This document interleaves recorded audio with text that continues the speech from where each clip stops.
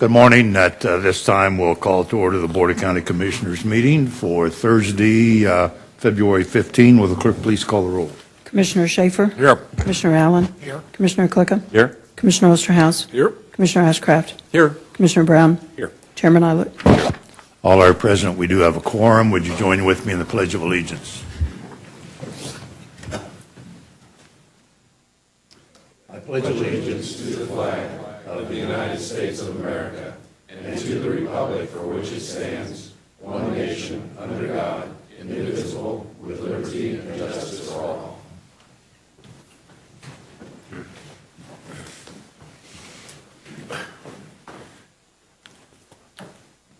I think it's appropriate this morning, before we begin our meeting, to take note and remember and express condolences to those families and individuals in Florida who experienced the horrific activity yesterday, and understand that it's very, very difficult when we look at the cause. Certainly understand the effect, but our hearts and thoughts and prayers go out to those who were impacted by this horrific incident. Would ask if those who are present, if you have a noise-making device, if you would turn it to silent mode or off, so as not to interfere with our electronic communications. And I want to introduce an individual who's new to our clerk's area this morning. Aaron Chambers is with us and will enjoy that position on the dais when Linda retires. And we're going to miss you. But so welcome, Aaron, and you've got some good instructors to work with. So glad you're here. Thank you. We do have one presentation to make this morning. We'll do so at this time.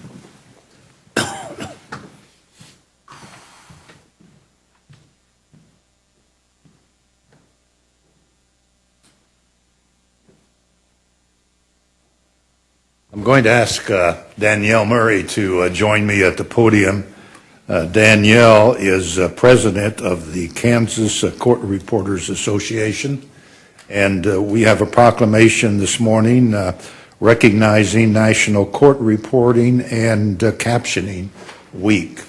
Danielle works in our district court, and she is the reporting clerk for Chief Administrative Judge Kelly Ryan and Judge Foth. So thank you for being here this morning. As I was reading some of the material, your activities are really ancient. I would say this, going clear back to the days of Egypt, I am told, and the scribes were important recorders of history at that time, including with our founding fathers, the Declaration of Independence and the Bill of Rights.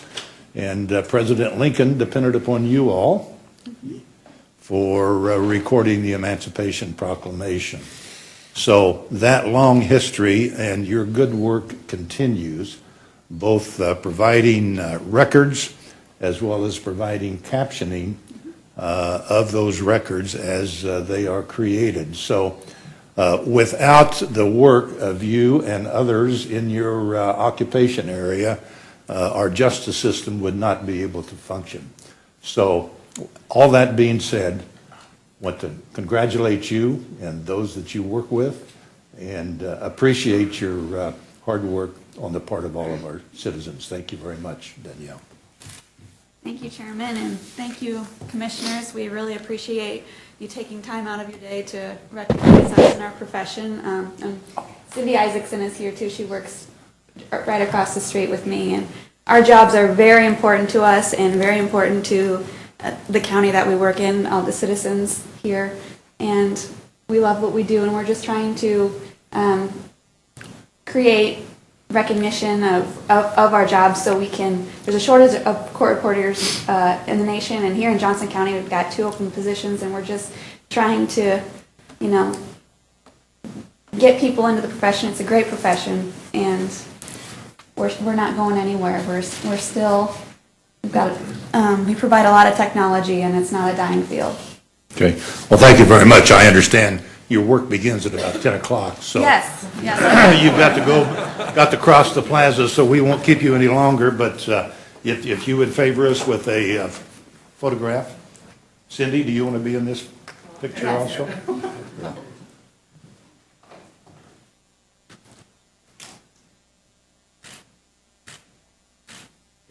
you. All right. Thank you very much. Thank you, Chairman. Thank you. Thank you for being here.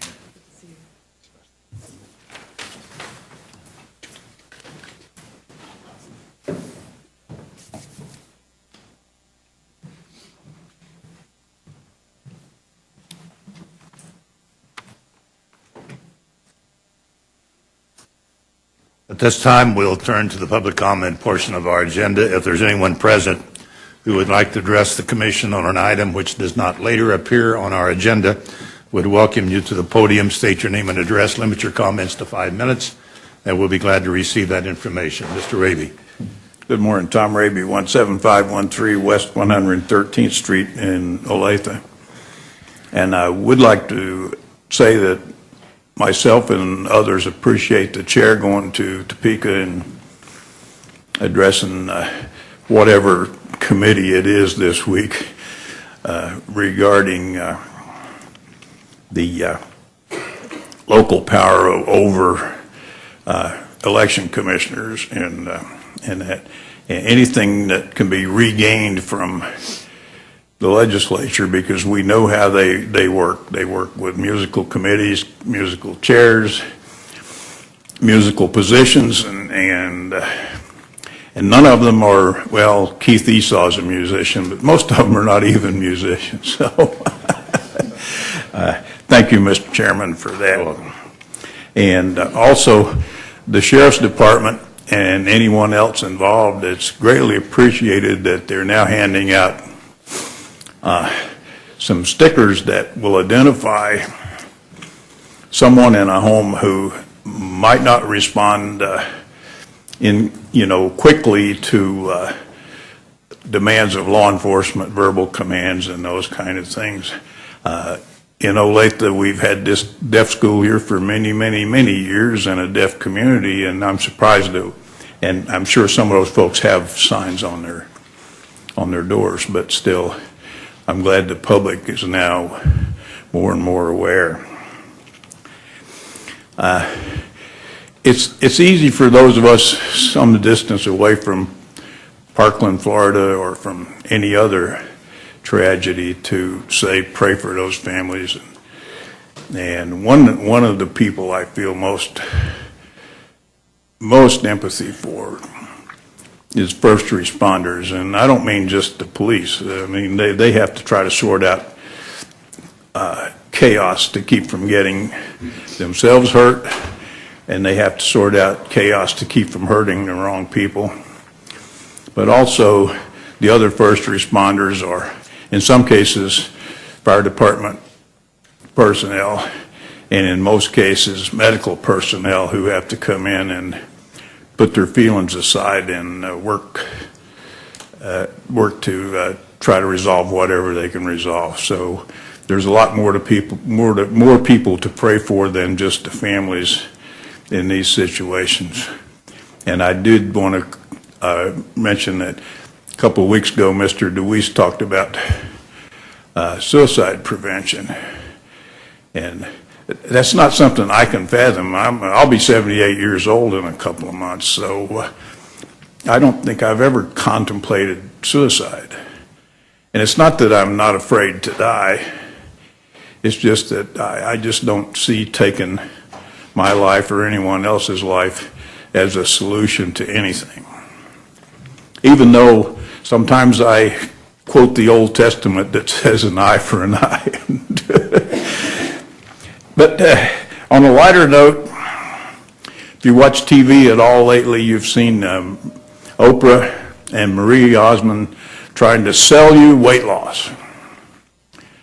Well, they can go pound sand. I paid for my weight. Thank you. An investment. Thank you, Tom. Someone else. Good morning. My name is Reed Plate, 9508 West 132nd Place, Overland Park, 66213. And I'd like to express my concerns about the report in the Kansas City Star recently about the commission considering funding of $300,000 for bus transportation for job opportunities in the county. Could I ask you, that's an item on our agenda. Oh, it is? And so when we come to that item, Okay. you are welcome to speak Okay. in regards to that. Okay, thank you. Thank you. So I hope you can stay around for that. It'll just be a few minutes. Yeah, thank you. Is there anyone else? All right, that concludes our public comment portion of our agenda. I do have several notes for the record this morning.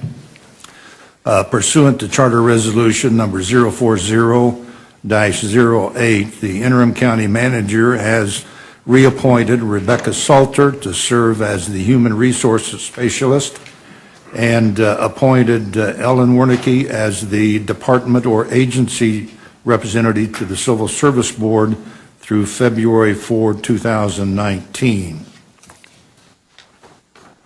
I will be signing an agreement with the City of Gardner for the public improvement of Santa Fe Street from Waverly Road to Poplar Drive. And I will be signing an agreement with the City of Prairie Village for a preliminary engineering study of stormwater management project known as Brush Creek at 68th Street and Mission Road, stormwater improvements. I'll also be signing a reclamation agreement with Johnson County Topsoil and Bonita Station Investments to fulfill a stipulation in regard to land reclamation for property located on 17895 US 69 Highway, approved on July 6, 2017, resolution number 040-17.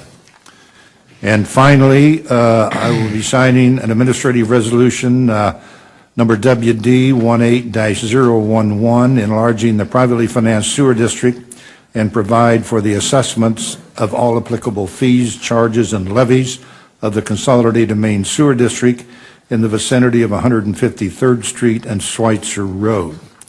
That concludes the notes for the record. Moving to the consent agenda, will the clerk please read the proposed consent agenda? Item number 1, consider ratifying the chairman's appointment of Joe Davis to the Transportation Council through August 31, 2020. Item number 2, consider ratifying the chairman's reappointment of Leonard Nick to the Investment Review Group through December 31, 2019. Item number 3, consider ratifying the chairman's appointment of Chris Morrow to the Commission on Aging through August 31, 2020. And item number 4, consider appointing Susan Metzger as the first district representative to the Housing and Community Development Advisory Committee through March 31, 2020. Thank you. Is there any commissioner who would like to have an item considered separately? Is there anyone present who would like to have an item considered separately? No one to be heard. It's back before the commission. Mr. Osterhaus. I move that we approve the consent agenda as read. Second. Motion's made and seconded to approve the consent agenda as read. Will the clerk please call the roll? Commissioner Schaefer. Aye. Commissioner Allen. Commissioner Clickham. Aye. Commissioner Osterhaus. Aye. Commissioner Ashcraft. Yes. Commissioner Brown. Aye. And Chairman Eilert. Aye. Motion carried. Moving to the action agenda, item number 5. Consider approving the January 25, 2018 business session minutes. Mr. Klicka was absent, so we do need a motion. Mr. Osterhaus. Move that we approve the January 25th, 2018 business session minutes. Second. Motion's made and seconded to approve the minutes as noted. Is there any corrections or additions? There being none, clerk, please call the roll. Commissioner Schaefer. Aye. Commissioner Allen. Commissioner Clickham. Abstain. Commissioner Osterhaus. Aye. Commissioner Ashcraft. Yes. Commissioner Yes. Brown. Aye. Chairman Eilert. Aye. Motion carried. Item number 6. Consider authorizing the transfer of $500,000 from the general fund to transit per the FY 2018 request for additional resources submitted to the Johnson County Board of County Commissioners on May 11, 2017. Chairman, Commissioners, Josh Powers, Business Liaison, good morning. The item before you is a request for additional resources that transit staff originally brought to the commission on May 11th, 2017 as part of the fiscal year 2018 budget process. The request totals $500,000, $300,000 of which would be used for transit service in southwest Johnson County in support of Jobs Access, and $200,000 which would be utilized for expanded paratransit service. We brought this to you as part of the FY18 budget because we had two studies that were either just starting up or were well underway looking at Jobs Access and also specifically service to the Logistics Park Kansas City facility in Edgerton, Kansas. And we told you on May 11th at that budget process or budget presentation that we would be back before the board to explain the outcomes of those studies and how we intended to expend these funds. In regard to the Southwest Johnson County Jobs Access Service, I'd like to introduce Mr. Dick Gerald. He is the KCATA's Vice President of Regional Planning and Development, and he's going to discuss that portion of the service. Good morning, Mr. Chairman, Commissioners. The need to get people to the growing jobs market in Southwest Johnson County has been known for quite some time. Beginning in 2016 and through 2017, we took a more in-depth look at what those needs are. The Smart Moves Regional Transit Plan, which was updated last year, focused in on jobs access and, in this quarter in particular, made recommendations for enhanced transit service. That was done last year, which is why this request was included in the budget, which was put forth last May. For the past 6 months, we've been doing an in-depth study of this area using a grant from the Mid-America Regional Council, a Planning Sustainable Places grant. Through that grant, we looked at detailed needs. We talked to a lot of citizens in the area. We talked to the employers in the area. And we talked to the elected officials in Gardner and Edgerton. From that, we have a plan that we're recommending to you today that calls for enhanced and improved fixed route service to serve the growing jobs market in Southwest Johnson County. You'll see this on the screen. What we are recommending is fixed route service that would bring employees from the areas in the northern part of the region, Kansas City, Kansas, and Kansas City, Missouri, to the jobs market in Southwest Johnson County. At the same time, we would continue the existing service that's there in this corridor from the Edgerton-Gardner area into downtown. So these are round trips we're providing, service both into the downtown KCMO area and bringing people back out here for jobs. We're recommending 6 a.m. trips coming in, again, to the jobs market and back into downtown, 7 p.m. trips in the afternoon. The reason we're doing 7 in the afternoon is because the shift times, the endpoints, are a longer period of time, a longer span of time we need to serve. The goal here is to not only serve people that are going to work in downtown Kansas City, Missouri from Johnson County, but also to bring employees out to this growing jobs market. The service will be timed to fit the shift start times, so we can make most of the shift start times in the mornings in the Logistics Park area. We're also serving New Century with this service and other employers in the corridor. We will maintain the existing stops that are there today and maintain service for those that are using the service today, but again expanding it. We're also bringing into play for the first time Saturday service, because most of these jobs out in the Southwest Johnson County area actually are working Monday through Saturday shifts. We're recommending that we provide 3 a.m. and 3 p.m. round trips on Saturday as well, so we can recover really 6 days of service and 6 days of the jobs market. Just this week, we are detailing what that service will look like, what the final alignment will be in the Logistics Park area, where the stops will be. We are ready to proceed, if this is passed today, to proceed with the service starting in April. We're going to work very closely with the employers as the service goes forward, and we will monitor it closely. We expect there may be some adjustments needed as we go forward to see just what the demand is and make sure the service fits the needs as we go forward from here. But we have a plan, and this is the plan we're presenting to you today. Let me ask you this, the amount, how long will this cover the service? A year, 6 months, or? So this is for 1 year of service. 1 year of service? Yes. Okay. Josh, I want to go back and emphasize that this amount of money was set aside 6 months ago when we concluded the 2018 budget. Is that right? Yes, sir. And so at that time, we were aware that this study was going on, and so this is the completion of that study and in companion to the decision that we made for the 2018 budget. Is that That's right? correct. Okay. Thank you. Yes, sir. So thanks, Dick, very much for that. I'd like to mention that Beth Lynn, City Administrator of Edgerton, Kansas, is here. She played a key role in our stakeholder advisory group in formulating this plan and giving us good insight. I do want to move on to the second portion of the RAR, which is the $200,000 for special populations. Mr. Chairman, do we want to ask questions about this portion of it and then move to the other? Or do you want to hear the whole presentation altogether? Well, why don't we hear the whole presentation? Yes. Happy to do whatever makes sense. So this $200,000 was for expanded paratransit, and the issue of better jobs access for folks who utilize our paratransit service came forth during the budget process, and also corresponded roughly about the same time that Johnson County Mental Health had begun a pilot program transporting clients of developmental services to jobs and other transportation needs, filling other transportation needs. And at the same time, the ATA had introduced a pilot program in the northeast portion of Johnson County called Ride Casey Freedom on Demand. This is an on-demand Uber-like service for users of paratransit. The $200,000 portion then would be to expand the Johnson County Mental Health pilot program to allow them to serve more JCDS clients, approximately 40% more. That would be in the amount of $200,000. We would take a $100,000 of the $200,000 portion and use that to expand the ATA's Ride Casey Freedom on Demand service and expand that pilot to the entirety of our paratransit service area. And then we'd also include an ADA paratransit eligibility process as part of that Freedom on Demand expansion.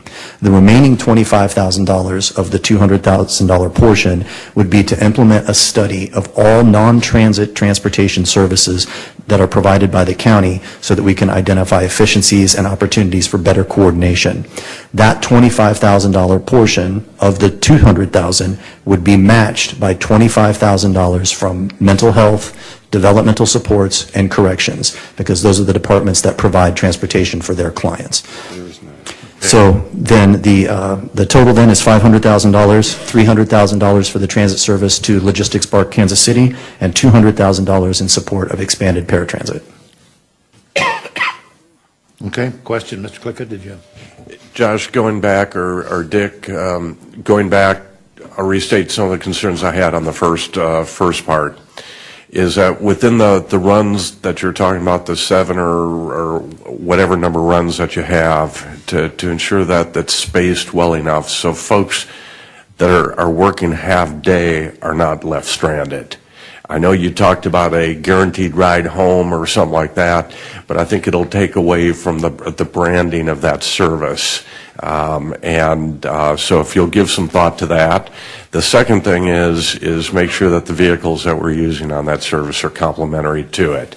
The third thing ties to the issue of the paratransit. Josh, I know you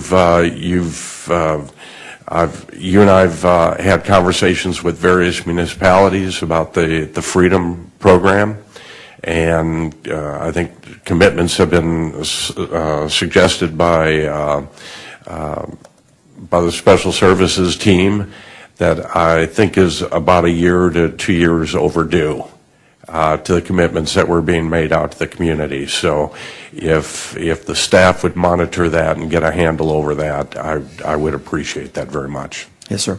Thank you. Okay, other questions? Mr. Ashcraft. Thank you, Mr. Chairman. Mr. Powers, two related but distinct programs, so this is one question for each. How are we measuring success for these efforts, both short-term and long-term? Sure, and what I might do is attack that question in reverse, starting with the paratransit, and then let Dick explain how we're going to use some past programs and metrics to measure the Southwest Johnson County portion. On paratransit, our goal is to move between 10 and 12% of our existing paratransit users off of the larger vehicles, the cutaway vehicles, onto this Freedom on Demand service. So that is roughly 5,500 folks of our existing ridership. The key there is that it is more cost efficient, but it's also a better mobility option for our paratransit users. There's no need to call ahead and reserve a ride. You can use a mobile app. You can also call the call center, and then that ride is dispatched. So it's both cost savings and a better service for our clients. So that's the goal on our paratransit effort. I might let Dick discuss the May Southwest. I ask a follow-on? Yes, sir, of Because course. I think that's a good summary. So you've actually done some kind of cost-benefit analysis and have established kind of an ROI, because 10 to 15% for greater mobility off the big box buses, and I told Mr. Jarrett I would use that phrase so he would not be disappointed, makes a lot of sense, because I get complaints and have seen myself these monstrosities going up and down the street, and I'm sorry, many times they are woefully inhabited. So I like the concept of more direct, discrete service. So do you have that analysis, and what are you thinking or projecting in terms of cost savings by moving away from the big box buses? Yes, sir. We have that analysis. It's actually pretty lengthy, and we can provide that to you. That 5,500 number, the cost of utilizing the larger vehicles can be anywhere from $27 to $35 a person. By getting them onto these smaller vehicles, we're projecting a cost closer in the $15 to $19 range, and so that's where the cost savings would be. Yeah, and that makes perfect sense. So I'm very supportive of that. So Mr. Jarrett would like to tackle the next one, please. Thank you, sir. For the fixed route service to Southwest Johnson County, we have the traditional metrics that you would have with any fixed route service, and that would be ridership, how many people are going to ride the bus, load factors, how many people are in the seats on the bus at any one time. We have some goals in terms of ridership, in terms of getting to at least 300 per day within the next 3 years after instituting the service. This service is somewhat unique, however, because it is focused on getting people to jobs. One of the key factors in success here will be the employer's participation. We want to see the employers participate by promoting things like the Guaranteed Ride Home program, which allows someone the midday, if they register, to get a ride home for free if they have a bus pass. We want them to buy passes for their employees, subsidize those passes as well, and promote the program. This program will only be successful if the employers assist us in getting the word to their employees that they assist us with marketing. So that's one of the keys here, is that the employers engage and participate from the beginning on this program. And so are you seeing full fare box recovery to cover the operating costs, or how are you measuring success? Are you looking for 50%, 25%? System-wide, it's closer to, I think, to 25% than it is 100%. So 20 to 25% fare box recovery would be a good goal to achieve here. I think more importantly from our standpoint is how many passes do they sell? How many passes do we sell to the employees down there? We have a program, it's a regional program, where if an employer will buy passes and subsidize them, we will match that subsidy up to $5, for instance. So they can buy a $50 pass for $40. That's a deal. We would allow, like employers, to actually subsidize that in a greater sense. This is service built around them, and so we really want them to buy the passes and sell them to their employees. That's one of the keys. One more follow-on, Mr. Chairman. And of these 300, the goal, the target is 300 a day. At least, yes. So what percent of that 300 will be current Johnson County residents versus not current Johnson County residents? Don't have that data at this point, but we can give you an estimate of that at some point soon. So today, for instance, because what I heard earlier was that the intent was to focus on the region, KCMO and KCK. And so give me some sense, because Johnson County taxpayers are paying for this. Understand. Okay. You understand where I'm coming from? Yes. So today, the route that runs from the Gardner-Edgerton area into downtown, I think we are at about 100 rides a day on that inbound trip. We have structured the service that comes outbound, this reverse commute to get people to the jobs, such that it'll make a stop at the Oak Park Mall. That's a transfer point for all of the Johnson County transit routes where you can connect from the rest of the county to pick up this jobs access service as well.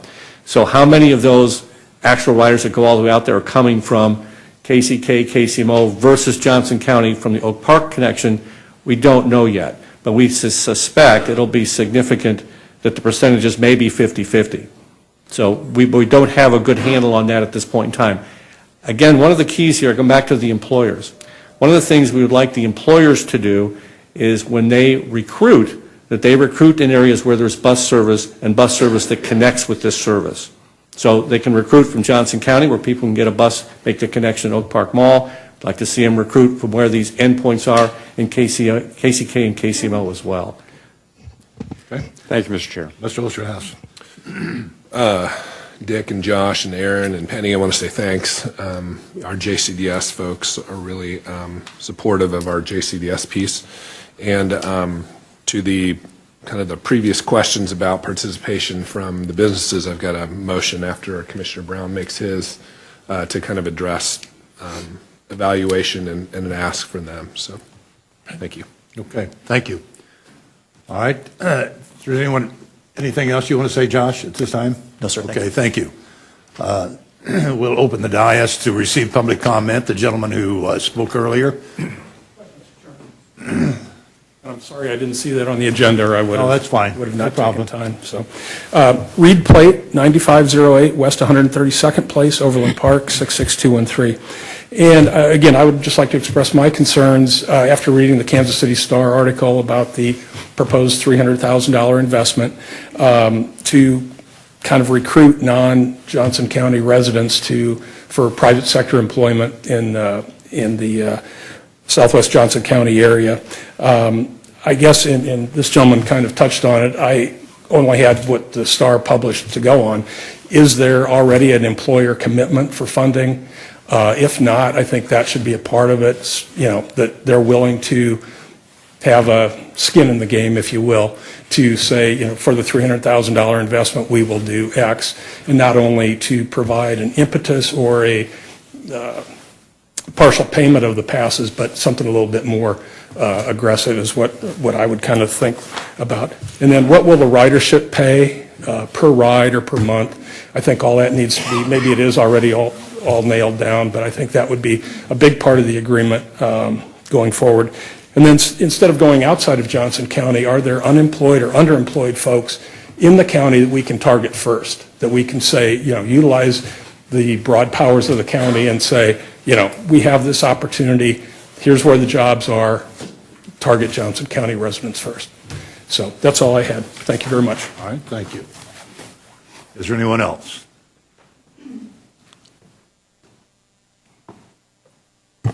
Good morning, Chairman, Commissioners. Beth Lynn, City Administrator for the City of Edgerton, home to Logistics Park, Kansas City. I stand before you today first to say thanks to the county, to the Kansas City Area Transit Authority for your tremendous work on this process. We've been thankful to be able to be a part of it. As you might imagine, we're very supportive of the idea of bringing transit to Logistics Park, Kansas City. With nearly 3,900 jobs today, it is a critical, it is critical for us to be able to provide high-quality labor to the employers that are out there, recognizing that some of those will come from Johnson County and some of them may come from other areas, but the businesses themselves are Johnson County businesses. And so those employers, I did present your consideration of this item yesterday at our LPKC HR roundtable, and those folks are very excited and have committed to those marketing efforts that the KCATA in Johnson County is looking for in that partnership. So just as a reminder, there are thousands of businesses in this county that some may subsidize, but the vast majority of them may not subsidize those passes. So please keep that in mind. And we have businesses at LPKC that are in other places of this metro that don't get asked that question. So we would just ask for you to look at this as an opportunity to try and see what we can do. And we ask for you to be flexible, and we continue to remind you that we'll be at the table to do everything we can to help and be able to be that conduit between you all and LPKC. So thanks so much. Okay, thank you. Is there anyone else? All right, if there's no one else to be heard, the item is back before the commission. Mr. Brown.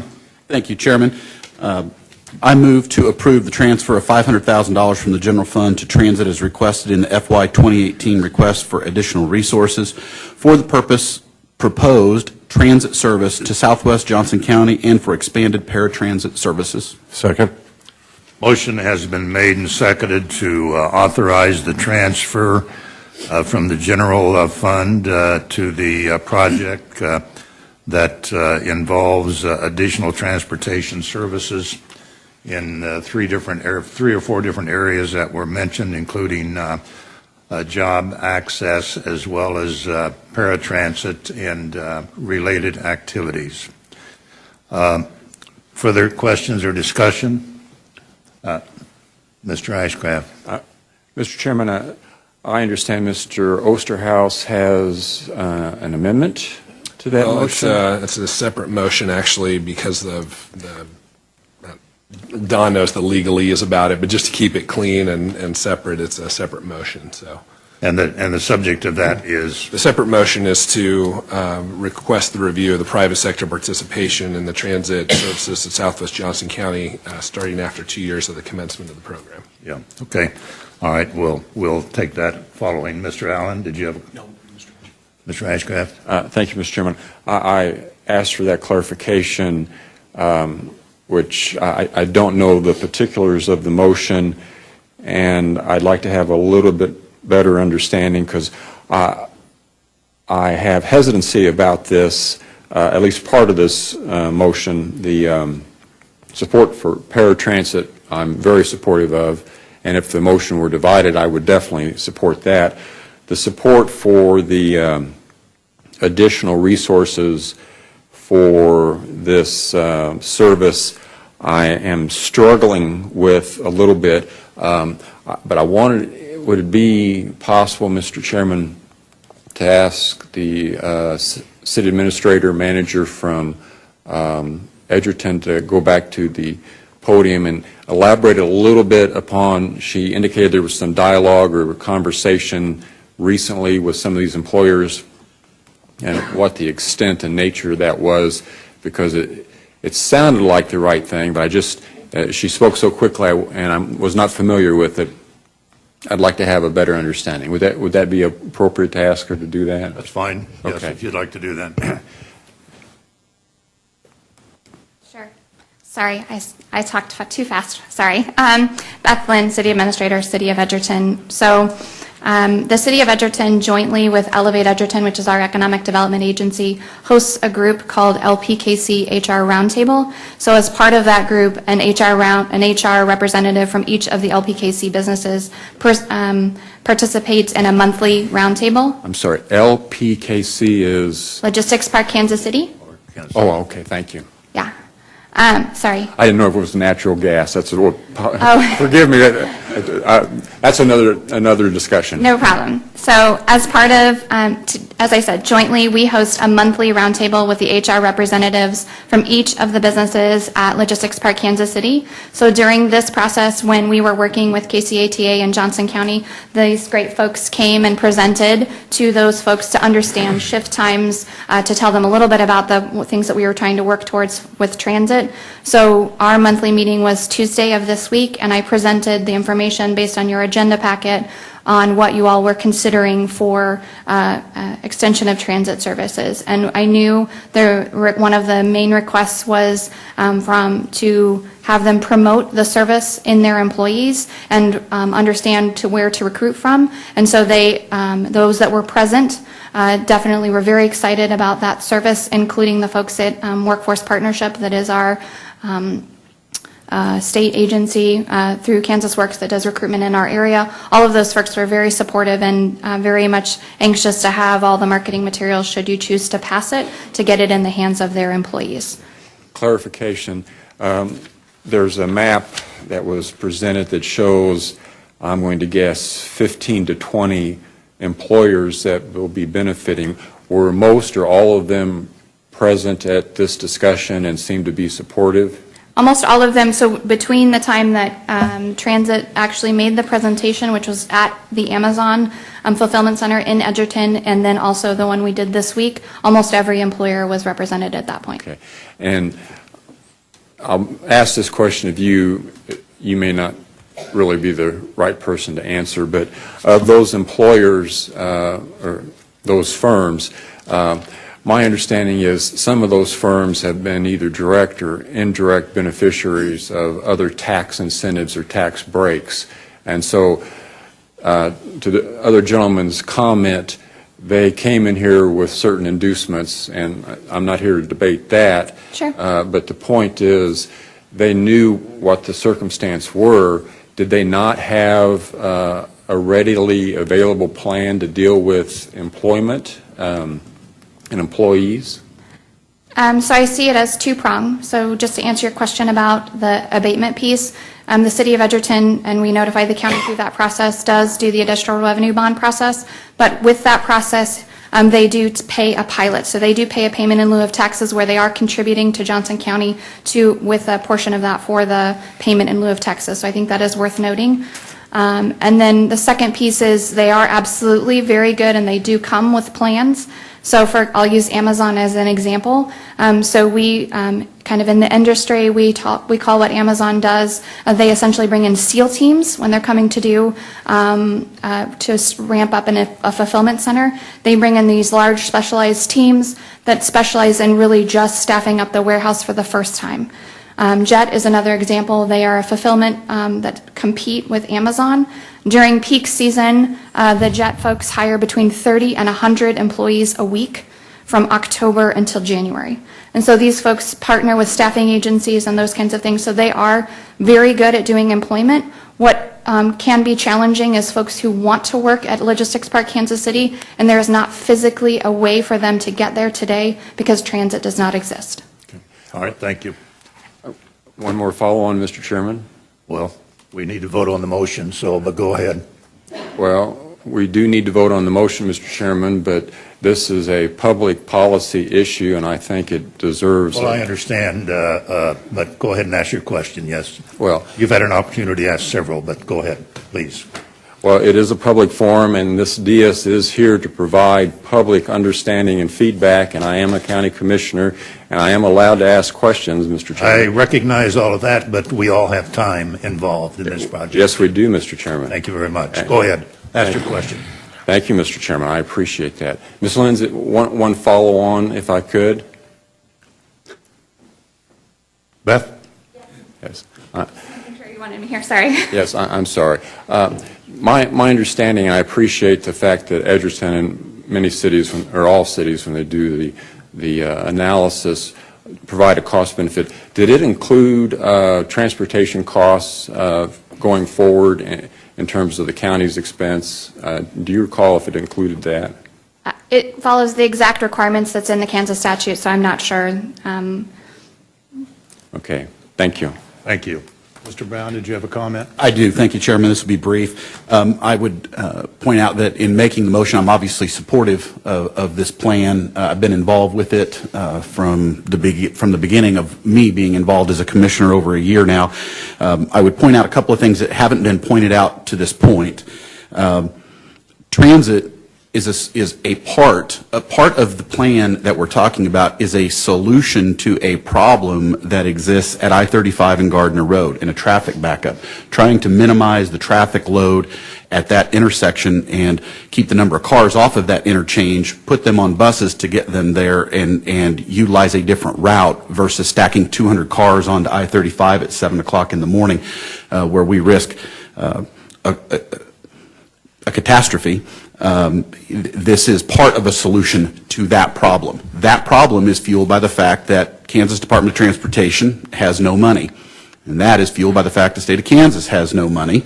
And we continue to have unfunded mandates pushed upon us.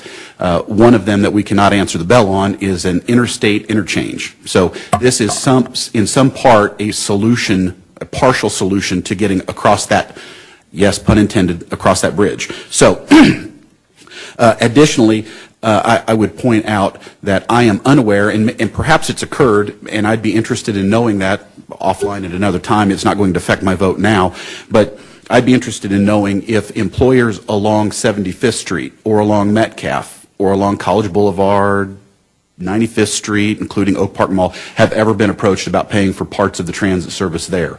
I understand that there is a push for companies to help pay for some of the offset because it's Edgerton and because it's new, but there are other companies out there that have been benefiting for a very, very long time from transit, and I'd be interested in knowing if they've ever been approached from that perspective. And additionally, the paratransit component, Gardner and Edgerton have been woefully underserved for a very, very long time. There are people there that need the service, and I am obviously supportive of the motion, and for those reasons, that's why I'll be supporting this. Thank you. Mr. Clickett.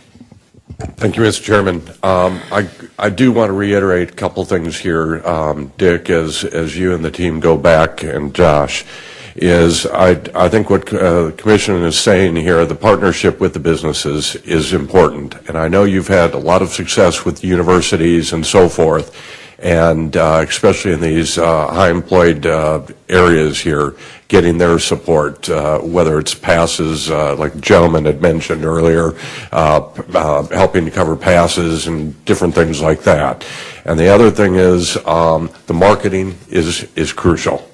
I appreciate, Beth, the efforts that you're taking within the community there, but it needs to be put on high power. And then finally, I know we've discussed this around the commission here, and I look to the county manager here, is any additional support that staff, along with the municipalities, as they develop do development projects to incorporate the transit at an early stage of the game. That's the best time to deal with this versus after the fact. Thank you, Mr. Chairman. All right.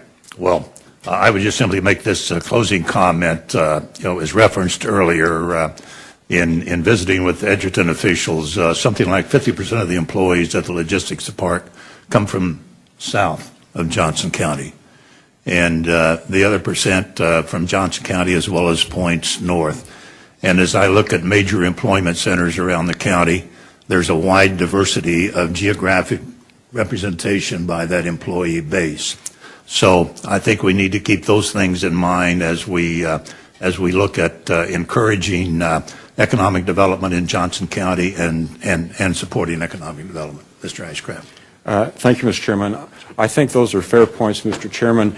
The part that I struggle with a little bit is, and I think it's the next agenda item, is the relationship and the responsibility for the service between Johnson County and Lawrence. I just don't want us to be in the same circumstance going forward. So I will be supportive of this measure, but I am assuming that the next motion, or the subsidiary motion that Mr. Osterhaus is offering, if I understand it correctly, will also pass. If not, then I will be disappointed. But thank you, Mr. Chair. Any other comments? All right, clerk, please call the roll. Commissioner Schaefer? Aye. Commissioner Allen? Aye. Commissioner Clickham? Aye. Commissioner Osterhaus? Aye. Commissioner Ashcraft? Yes. Commissioner Brown? Aye. Chairman Eilert? Aye. Motion carried. Next item. You want to make that Excuse me, motion, Mr. Chairman? Sorry. Osterhaus. Yes. I'll move that the Board of County Commissioners request a review of the private sector participation in the transit services to Southwest Johnson County starting after 2 years of the commencement of the program. Second. Motion has been made and seconded. Any questions or comments? Mr. Chairman, I didn't hear sorry, Commissioner, I didn't hear that motion. You want to just pass that down to him? Yeah. My hearing's going. Why don't you go ahead and repeat it out loud? I move the Board of County Commissioners request a review of the private sector participation in the transit services to Southwest Johnson County starting after 2 years of the commencement of the program. Okay. That Thank you. motion has been made and it has been seconded.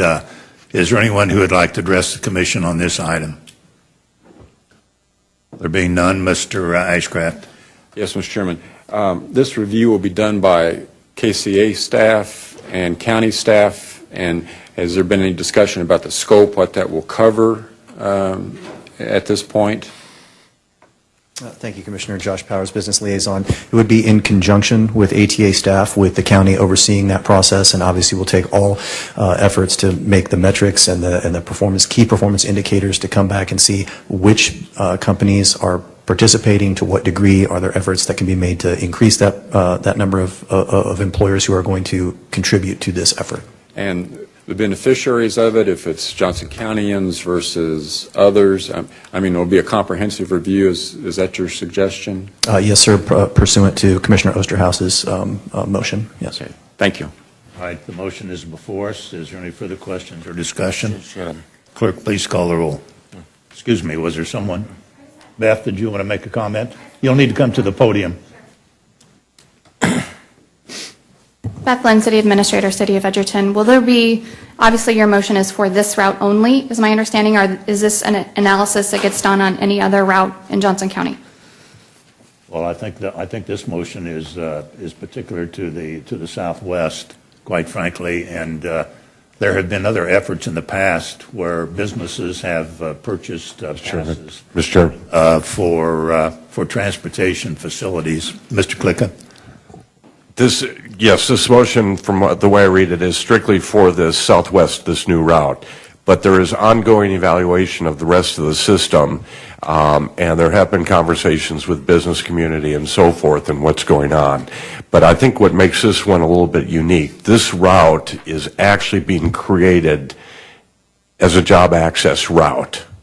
And it gives us a good barometer of feel here down the line on how we're trying to meet the needs of job access as we continue going forward. So there's the outcome, there's nothing to say about the outcome right now, but I think it needs a look. Thank you. Okay, all right. Motion is before us. Clerk, please call the roll. Commissioner Schaefer? Aye. Commissioner Allen? Aye. Commissioner Clickham? Aye. Commissioner Osterhouse? Aye. Commissioner Ashcraft? Yes. Commissioner Brown? Aye. Chairman Eilert? Aye. Motion carried. Next item. Item number 7, consider entering into an agreement with the City of Lawrence, Kansas for increased funding from the City of Lawrence for the operation of the K-10 Connector Transit Route in the amount of $135,000 in FY 2018, $155,000 in FY 2019, and maintaining the annual funding from Lawrence at $155,000 through FY 2021. Mr. Otto. Aaron Otto with the County Manager's Office, and Linda, since you're short for this world, we wrote the longest motion possible so we could hear your voice just a little bit more. I do want to thank the Interim County Manager for giving this proud K-State graduate an opportunity to come to the dais and present to you on a program which will require me to say the word KU at least 24 times in the next few minutes. So thank you very much. K what? I am enjoying this. Yes, and it's of course being recorded. So the Johnson County Transit Route 710, also known as the K-10 Connector, just as a little bit of background, started in 2007. It was implemented based on a KDOT study in 2005 looking at transit needs along the K-10 corridor. A number that recently I've been able to pull together from some data is that in the last 7 years, this route has moved over 1 million passenger trips, which makes it the highest ridership route in the Johnson County network. In 2013, the City of Lawrence verbally agreed to look at a 3-year funding agreement that began at $120,000 and looked to making a stepped-up commitment. That amount stayed the same at $120,000 through FY17.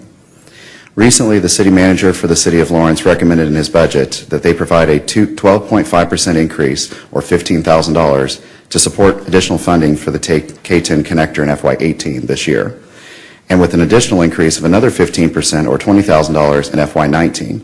That would make the total of funding that year at $155,000. This number would then be fixed under a multi-year agreement for 2020 and 2021. As a review, the overall K-10 Connector's cost is looking at the cost of service for the operations at about $1.2 million, and based on our partners' participation, such as the state, federal, Farebox, and the increased contribution from the City of Lawrence, that comes to over $930,000 and will grow even a little bit more in FY19. That leaves the balance of the operating cost falling to Johnson County. Therefore, we're here today to ask the board for action to approve a multi-year agreement with the City of Lawrence at an increased participation rate, and this agreement would be memorialized through an MOU that the chairman would sign upon the adoption of Lawrence's city budget. And I'm happy to answer any questions I can. Questions of Mr. Otto? Mr. Klicka. First, when this comes time, I'd be happy to make the motion, and as a note of appreciation to the county manager and to the staff for finally getting this thing packaged properly. This has been kind of a burr on our side here for a while, and I think you have finally got it articulated that we are paying our fair share, and so are others. And to the staff, marketing, we need to get the ridership back up. Thank you. Any other questions? Well, I would simply say this, been involved in some of those discussions and they haven't been easy. Thank you for your persistence. Interim County Manager Post Oak Ferguson, as well as Aaron and other staff who've been involved. So, Is there anyone present who would like to address the commission on this item? There being no one to be heard, is back before the commission. Mr. Klicka. I move to approve an MOU covering the funding concept with the City of Lawrence, Kansas, for the increased funding from the City of Lawrence for the operation of the K-10 connector transit route in the amount of $135,000 in fiscal year 2018 and $155,000 in fiscal year 19, and maintaining the annual funding from Lawrence at $155,000 through 2021, and authorizing the chairman to sign the MOU following its approval and signature by the City of Lawrence. Second. Motion's made and seconded to approve the agreement with the City of Lawrence in regards to the K-10 connector transit program. Any further questions or discussion? Clerk, please call the roll.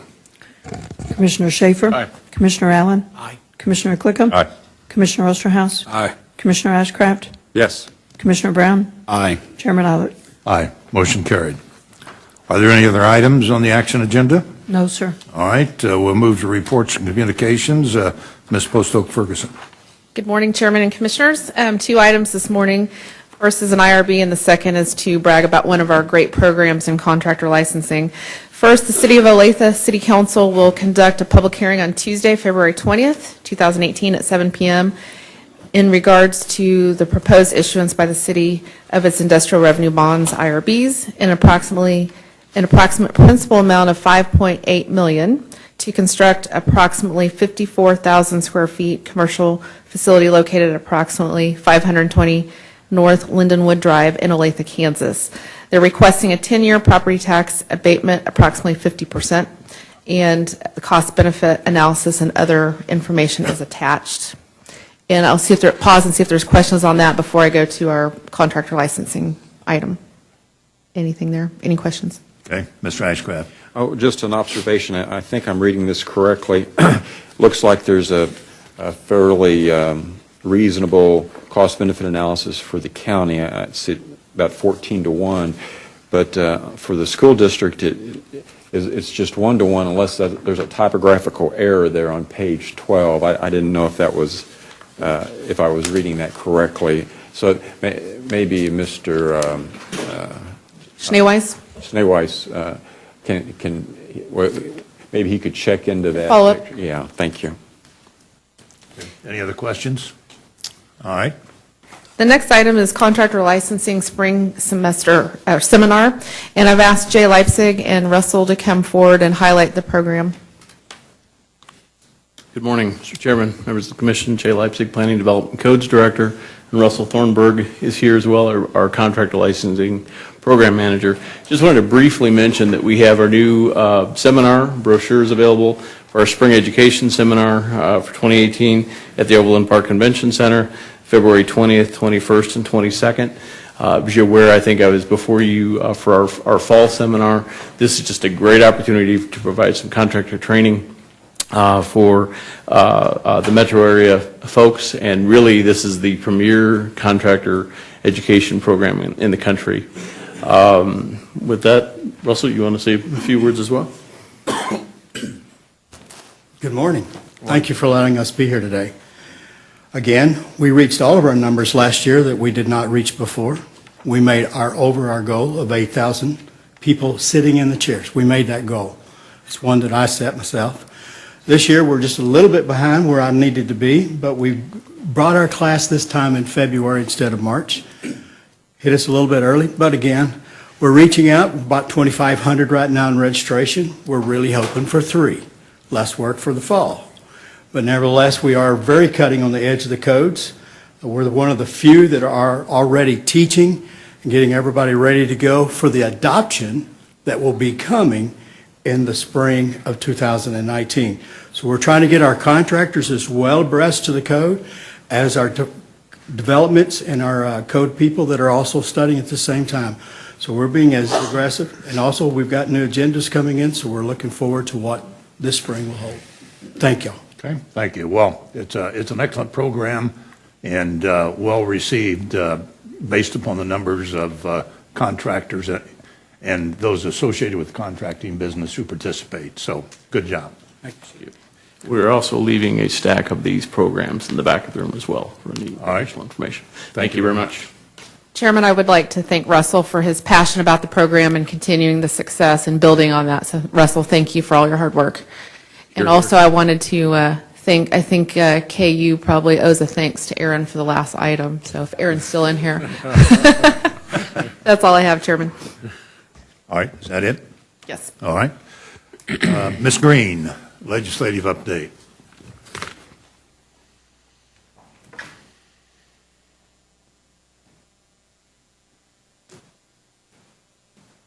Good morning, Chairman and Commissioners. Cindy Green with County Manager's Office, here to give you your legislative update. First of all, we do have a new Lieutenant Governor this week, Tracy Mann. He grew up in western Kansas in Quinter and graduated from K-State, so I have to give Aaron a little bit of support here too, because he gets beat up in our office with KU. And he was actually student body president there, and he worked for Senator Jerry Moran when he was a representative. Lieutenant Governor does have his commercial real estate license, and he actually works with a firm here in Kansas City, Newman, Grubb, and Zimmer. So he's got roots across the state. So that will be beneficial to us that know him, too, through those areas. He did run for office back in 2010 when Senator Moran ran for Senate and was beaten the primary by Congressman Huelskamp. Just a note, too, that Governor Collier is the first candidate for governor that's announced his running mate. Some legislative bills that we're watching this week. The House had a tax hearing on Monday that would require the counties to hold payments for taxes that are paid under protest. We submitted testimony that was written from Tom Franzen opposing this because we believe this bill would be a lot of work and effort to track each one of those payments because of the different entities that get paid from this. Our belief is that this bill will not be moved out of committee, so that is good news for us. Senate Bill 229 had a hearing on Tuesday, and this was in Senate Elections and Ethics Committee, and this bill would allow the BOCC to appoint the election commissioner instead of the Secretary of State. We believe that this bill will kill our other bill that we have been pushing, that our primary focus has been on getting oversight of the budget and the personnel policies and not to mess with this piece of the statute. So we are hopeful that this bill goes nowhere, and we're keeping a close eye on what's happening in the Senate with that. There was a bill that passed out, Senate Bill 391, and this is regarding weight limits on emergency vehicles, and it was passed out of transportation. And this bill just brings Kansas in line with what the federal requirements are, so they're consistent. And then House Bill 360, this is a bill that would require police departments to release body camera footage, and it was when it's captured by law enforcement to the families that are involved.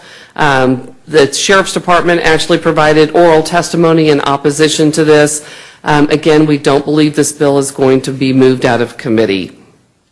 Another big hearing was on Wednesday. It was Senate Bill 39. This was for Medicaid expansion. We provided written testimony supporting this. It was a packed room, and over 140 people provided written testimony.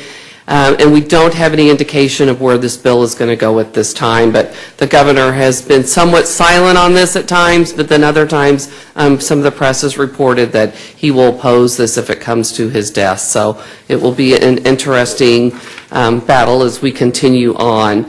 Another bill that we kind of talked a little bit about last week was this cybersecurity bills, and there is multiple versions of it now, and they're all substitute bill numbers, so I'm not going to get into all of the numbers, but the one bill that was creating a new chief information security officer did pass out of committee, but we don't believe that will go any further. They did take out some of the ramifications that would impact local government, but it appears now the focus is going to go back on. There is currently an Office of Information Technology, and just beefing up the requirements of the committee that is meeting and when they meet and who is on that committee, instead of creating a whole nother branch of government. So it looks like the focus now has gone that direction. So again, we will continue to keep an eye on that so that we don't see an impact on local government, but yet are very supportive of our state having secure systems, because we do share those at times. So at this point, I am open for questions if you have other bills you would like to hear about. Yes. Thank you, Mr. Chairman. Ms. Green, a clarification, if we could, back on the Election Commission bills, the one that we were supporting versus the one that is floating out there that the BOCC would appoint, and you made the statement, we are hopeful it doesn't advance. Who is the we? Is that staff? You saying that? We did not put that in our platform, that would be one of our pushes, that we would go for that direction, because we believe if that gets put on the bill, it will kill our other bill. So we sometimes have to weigh that of, we would rather the other two pieces make it out. And I agree with that, but I'm just trying to figure out who the we is. That's staff. I mean, you didn't... The we was in consultation with staff, yes. Well, so you had talked to staff, because I agree with it, but I just had no conversation. The bill comes up as an amendment or a new bill, and you have to react in a very short period of time. So collectively, we came to the judgment that we were not interested in supporting that. And I don't disagree with the decision, but the we, so Mr. Chairman, you were The part of that? we is we, yes. I'm part of the we, along with the staff. Okay. So, because I was not part of the we, and that's why I was just trying to clarify how that occurred. Okay? Other questions? All right, thank you. You're welcome. Any other reports? Okay. We'll turn into commission comments. Mr. Schaefer. Thank you, Mr. Chair. I had the great opportunity and honor to participate in the last conference in Washington, D.C. over the weekend, the last 2 days. I was there for 3 days representing Mid-America Regional Council as the immediate past president of NARC, National Association of Regional Councils. That was the cause of the convention.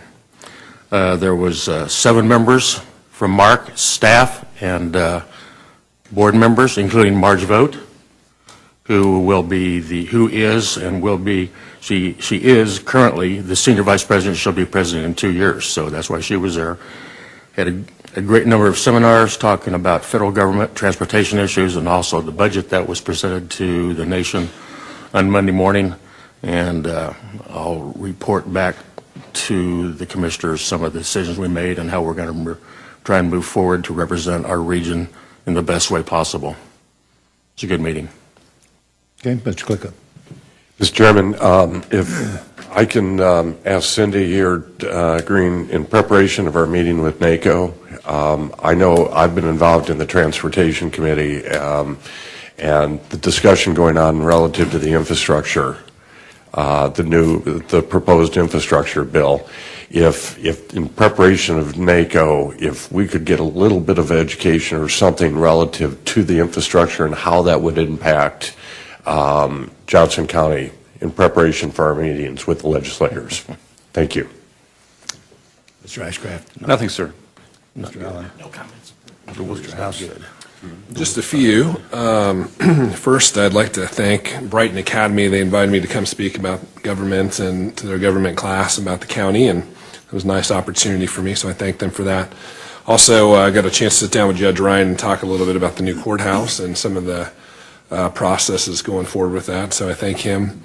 I sit on the Johnson County portion of MOSCA, the Metropolitan Organization to Combat Sexual Assault, and they had a great report on what they're doing in schools to kind of preemptively address sexual assault, so some great stuff there. And then finally, the chairman and I had an opportunity yesterday to go see Mrs. Balua Jansen. She turned 105 years old, so a very nice milestone for someone who's a member of our community, and she was a very nice lady, and just she kept asking what all the fuss was about. She just didn't want the attention on her, but she was surrounded by friends and family, and it was really nice to be there and to have read her bio from small town Kansas to Overland Park. So very nice opportunity to be there for that. Thank you. Brown. Nothing, Chairman. Thank you. A couple of things. Our Johnson County Citizens Academy has their first meeting this evening. It'll be in the lower level of this facility, beginning at 6 o'clock, I think, with dinner at 5:30, so all are invited. And then the Johnson County Public Policy Council has a legislative breakfast this Saturday morning at the Doubletree. This breakfast is sponsored by the Chambers of Commerce. And I, too, enjoyed our activities yesterday with Ms. Jansen, and 105 years old, amazing lady. That concludes the items on our regular agenda, so we'll take a short break. We are adjourned and come back for agenda review. Thank you all very much. Thank you, Mr. Chair.